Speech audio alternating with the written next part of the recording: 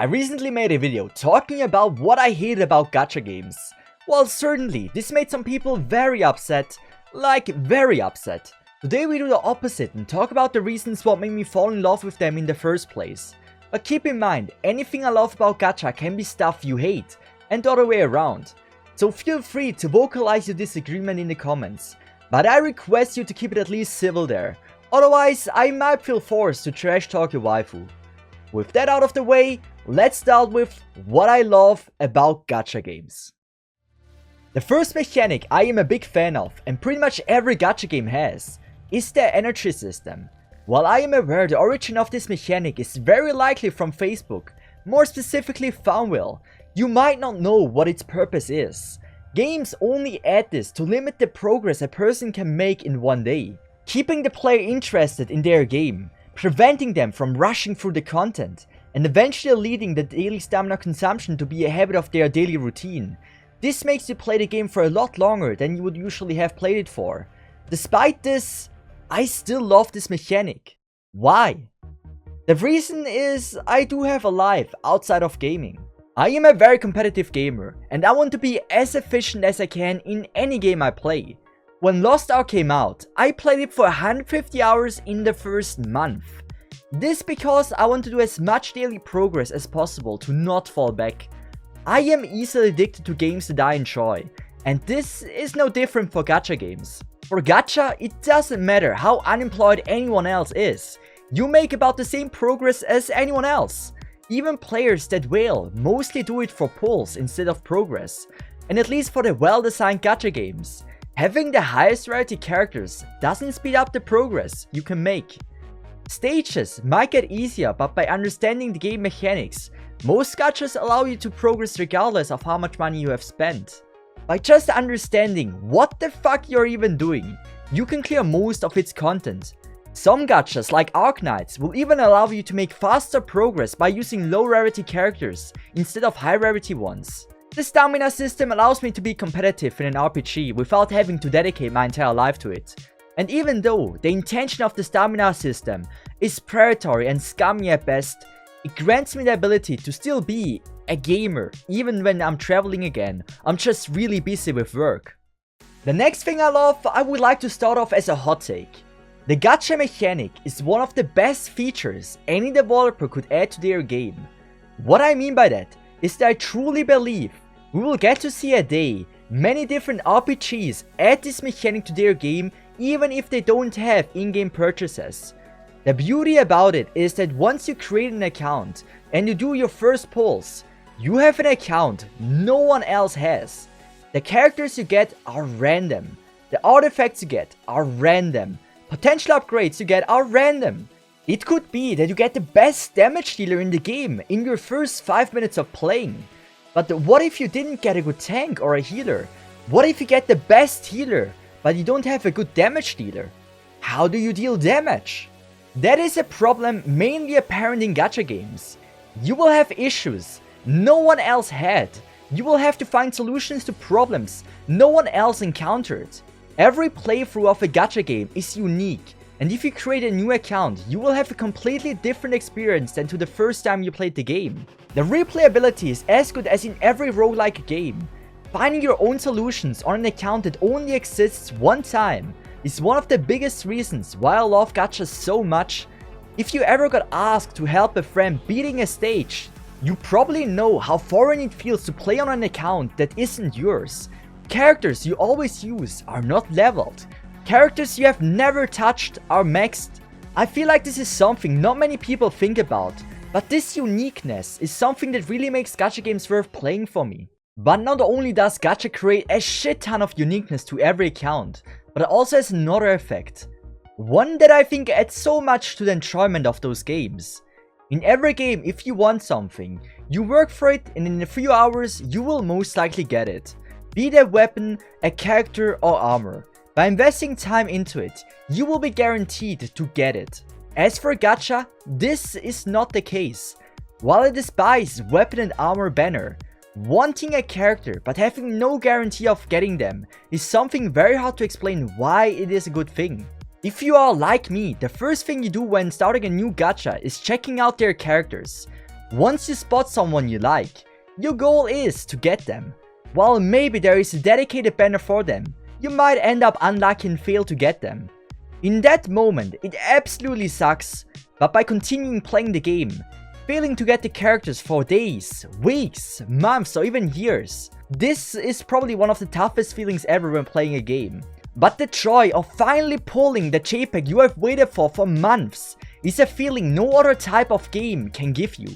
While yes, some may argue if I want a character I want it now, therefore gacha games suck. I enjoy not always immediately getting what I want, leading me to discover characters I would have otherwise never even touched, some even becoming one of my favorite characters of all time. This is not something for everyone, but for me, I think this is an amazing feature. While my previous takes were for pretty much every gacha game, this one is a bit more specific for the kind of gacha I enjoy playing.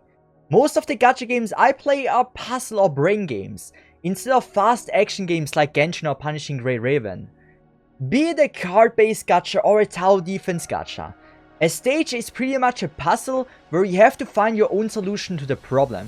But unlike most puzzle games that have one or two solutions, thanks to the insane amount of characters gachas have, the amount of possible solutions are almost endless.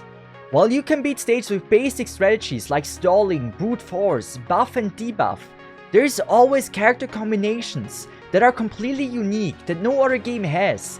For example, Fate Grand Order, bringing low level characters to go around the boss mechanic, or Summoner's War using a level 1 character as a tank. Characters have beside their skills and talents, passives and types.